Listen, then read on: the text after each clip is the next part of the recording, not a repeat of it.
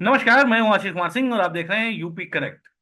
UP connect में आज हम चर्चा करेंगे संभल में जो ये दंगा हुआ है और जिसमें 4 मुस्लिम युवकों की जान चली गई है।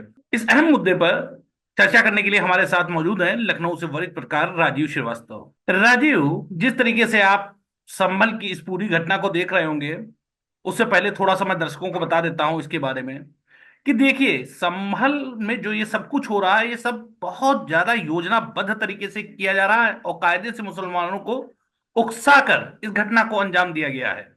ये सोची हुई, समझी हुई एक रणनीति के तहत दंगा कराया गया है। और इसकी शुरुआत कहां से होती है वो मैं आपको समझाने की कोशिश करता हूं। उत्तर प्रदेश में 9 सीटों पर उपचुनाव होते हैं, उसमें कुंदरकी भी होती है। 60% से ज्यादा वहां पे मुस्लिम वोटर्स होते हैं, लेकिन वहां पे कैंडिडेट जीतता है बीजेपी का। बस क्या था, अरे मुसलमानों ने बीजेपी को कैसे वोट दे दिया गया, सबके पेट में मरोड़ उठना स्टार्ट हो जाती है। अखिलेश यादव ये बोल देते हैं कि वहां तो 90,000 लोगों की उंगलियों पर स्याही नहीं लगी थी, यानी कि टोटल वहां का फर्जी इलेक्शन इलेक्शन था। और यह तो संभव हो ही नहीं सकता है कि मुस्लिम वोट कर दें। लेकिन वहां मुस्लिम ने क्यों वोट किया उसको मैं आपको संक्षेप में बता देता हूं। देखिए, वहां पे जो हाजी रिजवान जो कैंडिडेट थे समाजवादी पार्टी के, उनसे जनता परेशान थी। और वहां मुसलमान दो भागों में बट गया था, एक तो तुर्क और एक जो गरीब वो पिछड़ा मुसलमान होता है। अभी तक समाजवादी पार्टी जो 32 साल से वहां पे देते आ रही थी, केवल तुर्कों को ही टिकट देती थी, बाकी इन लोगों को टिकट नहीं देती थी। तो इनमें एक दो गुट भी बन गए थे। दूसरा हाजी रिजवान की बात कर लेते हैं, उससे सब परेशान थे। उससे ज्यादा परेशान उसके लड़के हाजी कल्लन से लोग थे। विरोधियों की बात छोड़ दीजिए, हाजी रिजवान के जो हाजी रिजवान के समर्थक थी, वो उनको भी परेशान करता था। इसके अलावा जियाउर रहमान बर्क को जब टिकट दिया गया था तो हाजी रिजवान ने मुसलमानों से आह्वान किया था कि ऐसा करो, बीजेपी को वोट दे दो, लेकिन इनको नहीं जीतना चाहिए। मौजूदा सांसद जियाउर रहमान बर्क भी इससे नाराज थे। हालत यह थी कि वो हो चाहे मुरादाबाद की रुचि वीरा हो, और जो 5 जिले में 5 विधानसभा लगती हैं, उनके कोई भी कैंडिडेट हाजी रिजवान के समर्थन में वहां पे नहीं गए थे। दो फाड़ हो गए थे। रामवीर सिंह काफी दिनों से लगे हुए थे, जो दूसरा वाला गरीब तबका था। तब तक हाजी रिजवान ने एक और बयान दे देते हैं कि यहाँ पे तो समाजवादी पार्टी अगर कुत्ते के गले में भी पट्टा डाल दे वो भी जीत जाएगा। अब रामवीर सिंह इसको फैलाना स्टार्ट करते हैं कि भैया, आप लोगों के वोटों की तो कोई औकात ही नहीं है। चाहे आप यादव हो चाहे मुसलमान है, यहाँ पे तो कुत्ते की गले में पट्टा डाल देंगे अगर समाजवादी पार्टी के नाम का, तो वो भी जीत जाएगा। खैर, उनकी ये मेहनत रंग लाती है और मुसलमान भारी तादाद में हाजी रिजवान के खिलाफ जाकर रामवीर सिंह को, यानी कि बीजेपी के कैंडिडेट को, जिता देते हैं। बस यहीं से कहानी की शुरुआत हो जाती है। होता क्या है, पड़ोस में ही संभल है। संभल में अदालत के आदेश पर जामा मस्जिद का सर्वे हो रहा होता है। सर्वे की सुबह टीम पहुंचती है। 3,000 लोग आनन फानन में इकट्ठा हो जाते हैं और पुलिस के ऊपर पथराव चालू हो जाता है। सवाल ये उठता है कि इतनी जल्दी सुबह 6:30 बजे से लेकर 8 बजे के बीच में इतनी बड़ी भीड़ इकट्ठा कहां से हो गई। उसके बाद इतना पत्थर कहां से आ गया। उसके बाद जो फायरिंग की जा रही थी वो असले कहां से इंतजाम हो गए। राजीव, पूरी घटना करो आप देखते हैं तो आपको नहीं लगता है कि पूरे योजनाबद्ध तरीके से ये उकसा कर घटना को अंजाम दिलवाया गया है। देखिए, कोई पहली बार नहीं हुआ है। ये तो कभी भी ऐसे होता रहा है, कोई भी सर्वे होता रहा है तो उसका जबरदस्त विरोध किया जाता रहा है। और ये वर्ग जो ऐसा है वो कानून को बिल्कुल नहीं मानता, उसको लगता है कि बस पथराव ही करने। आप कश्मीर में देख लीजिए, वहां भी पथराव ही इनका एक स्ट्रैटेजी हुआ करती थी। वही हर जगह है। क्योंकि देखिए, भीड़ क्यों जमा हो जाती क्या है, एक तो इसमें प्रशासन का भी फेलियर है कि उनको ये नहीं पता था कि सर्वे इस डेट में होना है और उसके पहले अपनी तैयारी कर लेते। ये उनका भी एक फेलियर है, लेकिन साथ में यह भी है कि हर घरों में पत्थर कैसे पाए जाते हैं, क्योंकि ये उनकी स्ट्रेटजी का एक अंग है। अगर वहां सर्वे करने जा रहे हैं, सर्वे कमिश्नर जा रहे हैं, तो उनके साथ में पुलिस फोर्स थी। लेकिन सुबह सुबह इतने लोगों का इकट्ठा होना, यानी कि उनकी पूरी तैयारी थी, पूरी इंफॉर्मेशन उनके पास में थी कि आएंगे लोग और उसका विरोध करना है, जबकि पथराव करना है। अब एक बात बताइए आप, पुलिस पर जब पथराव होने लगेगा, पुलिस कब तक शांत बैठेगी? और सबसे बड़ी बात यह है कि जो मौतें हुई है उसमें ये आ रहा है कि अवैध तमंचे से जो गोली चली थी उससे मौत हुई है। पोस्टमार्टम रिपोर्ट में ये आया हुआ है। तो वो कहाँ से आ गया? क्योंकि पुलिस की जो गोली है वो तो पोस्टमार्टम रिपोर्ट में आया नहीं कहीं कि, क्योंकि पुलिस के पास में जो प्रशासन का कहना है कि उनके पास में जो भी थे वो ऐसे वो थे कि केवल उससे चोट पहुंचाई जाती थी, किसी की मौत नहीं हो सकती थी। लाठीचार्ज, आंसू गैस के गोले थे इन लोगों के पास में। तो पुलिस की भी ऐसी कोई तैयारी नहीं थी कि वहां पे फायरिंग कर देंगे और उससे मौत हो जाएगी। पोस्टमार्टम रिपोर्ट से भी ये क्लियर हो चुका है। अब हम आते हैं पॉलिटिक्स पर। पॉलिटिक्स में आप ये देख लीजिए कि जो ये सांसद है बर्क, ये कोई पहली बार नहीं, हमेशा उकसावे की वो राजनीति करते रहे हैं। क्योंकि अगर वो राजनीति ऐसे नहीं करेंगे, क्योंकि पॉलिटिकल जो लाइन होती है, सीधी सी बात है कि ऐसी ही बातें कही जाती, कोई भी पॉलिटिकल पार्टी हो, कोई भी पॉलिटिशियन, वो केवल ऐसी ही बातें करता है कि जो उसके फॉलोअर्स को पसंद आए। आप क्या उम्मीद करते हैं कि समाजवादी पार्टी के जो फॉलोवर्स हैं उनको बड़ी सीधी सादी बात कोई समझ में आएगी? उनको तो बस यही है कि भड़काना है, और वो भड़कने के लिए तैयार भी बैठे हुए हैं। 6:30-7 बजे कौन सा उनको जो है ऑफिस जाना है कि उसकी तैयारी करते, खाली बैठे हुए थे, चले गए वहां पे दंगा ही कर रहे हैं फिर। तो ये सारी बातें आई है। लेकिन सबसे बड़ी चीज ये है, अब इसमें एफआईआर भी दर्ज हो रही है, अरेस्टिंग भी हो रही है। और जो सीसीटीवी फुटेज में, क्योंकि उनको ये नहीं समझ में आता है कि सीसीटीवी फुटेज में ये सारी बातें आ जाएंगी तो पुलिस इसके बाद में कार्रवाई करेगी। क्योंकि उनको केवल ये समझ में आता है कि सांसद ने अगर बोल दिया है कि हमें ऐसा करना है तो करना ही है फिर। हालांकि इसमें यह भी बात आई कि जब सर्वे हो रहा था तो मस्जिद से भी ऐलान किया जा रहा था कि आप लोग शांति व्यवस्था बनाए रखें।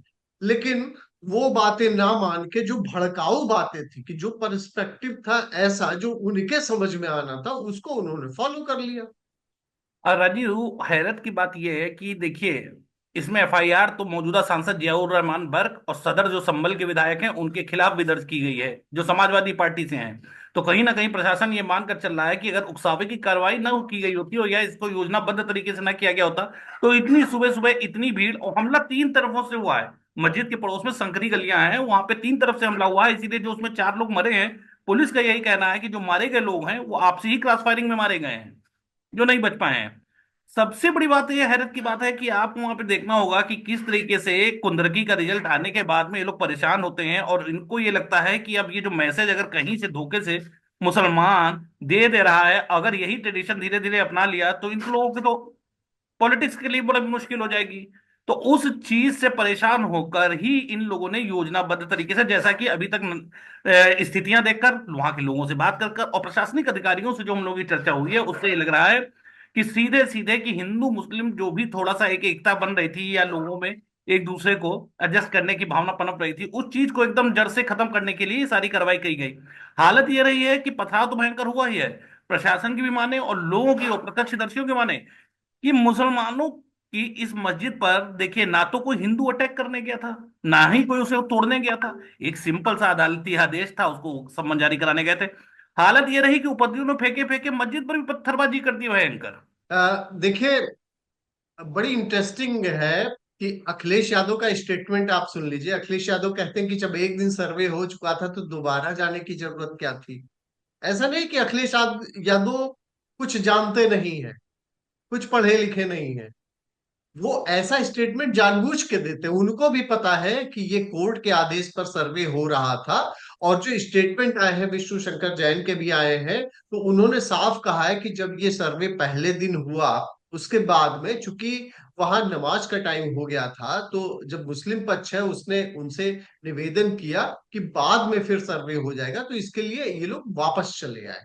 चूंकि कोर्ट के आदेश का अनुपालन करना था, रिपोर्ट बाद में सबमिट करनी थी, तो दोबारा जाने का मतलब यही था। लेकिन अखिलेश यादव स्टेटमेंट देते हैं कि दोबारा जाने की जरूरत क्या थी, और ये इस तरीके से बांटने बांटने का प्रयास, ये उनको सबसे बड़ी चिंता जो है ये हो रही है कि जिस तरीके से आपने बताया, जो आपका आकलन है कि मुसलमानों ने वोट दिया, जेपी को दिया। आप ये समझिए कि जो मुस्लिम वोट्स हैं, समाजवादी पार्टी मानती है कि इस पे हमने पेटेंट करा लिया है पूरा, उसके लिए वो कुछ भी कर गुजरते हैं, किसी भी स्तर तक जा सकते हैं। क्योंकि उनकी अगर पॉलिटिकल लाइन को आप देखें तो सब कुछ उन्होंने तो बना भी दिया, पीडीए भी बना दिया, बाकी उनको कोई मतलब नहीं है।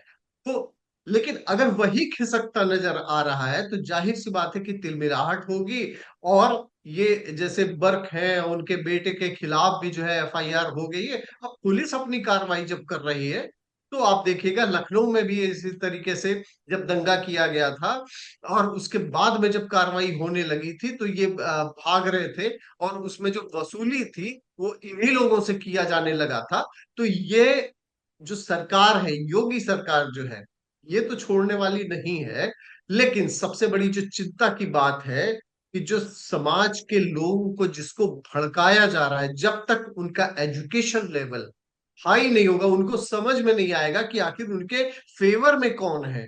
इतने साल तक लगातार मदरसे में ही पढ़ते रह के उनको कोई अचीवमेंट नहीं मिला। आप देख लीजिए, यूपीएससी की लिस्ट आप उठा के देख लीजिए, और जब उनको हायर एजुकेशन मिल रही है उसके बाद में सफलता देखिए उनको, ये किसने रोक रखा था। लेकिन चूंकि वो क्लास जो है अभी बहुत पिछड़ा हुआ है, उसके अंदर एजुकेशन लेवल अभी बहुत कम है, तो वहां पे काम कौन आता है? अखिलेश यादव काम आते हैं, क्योंकि वो ऐसी भाषा का इस्तेमाल करेंगे जो कम पढ़े लिखे उनको समझ में आ जाएगा। बर्क का आएगा कि वो उल्टे सीधे स्टेटमेंट देते रहेंगे। और आप देख लीजिए, अपने को बैरिस्टर बताते हो वैसी उनका स्टेटमेंट देख लीजिए। तो ये तो एक पॉलिटिकल लाइन है, ऐसे ही लोगों के लिए कही जाती कि जो समझे और उनके लिए पथराव करने के लिए भी तैयार हो जाए। अब ये अलग बात है, जब कार्रवाई होगी, जेल जाने की नौबत आ जाएगी, तो ये नेता नहीं काम आने वाले। हो सकता है, बड़ी बात नहीं ये है कि नेता भी जेल चले जाए। इमरान प्रतापगढ़ी को देख लीजिए कितने दिनों से जेल में। राजीव, आपकी बात से मैं बिल्कुल सहमत हूँ कि वाकई में कि उकसाकर किया जाता है, और इनको अशिक्षा के दलदल में इसीलिए ढकेल कर ये रखते हैं कि वोट बैंक में है, कि जिनको जो समझा दिया जाएगा वो उसी तरीके से करेंगे। आप ये देख लीजिए, एक मुस्लिम संपादक अपने को बोलते हैं, उन्होंने ट्वीट किया है कि जामा मस्जिद के लिए मुस्लिम बच्चों ने बच्चे शहीद हो गए। अब देख लीजिए कि किस तरीके से इनको बढ़ावा दिया जा रहा है।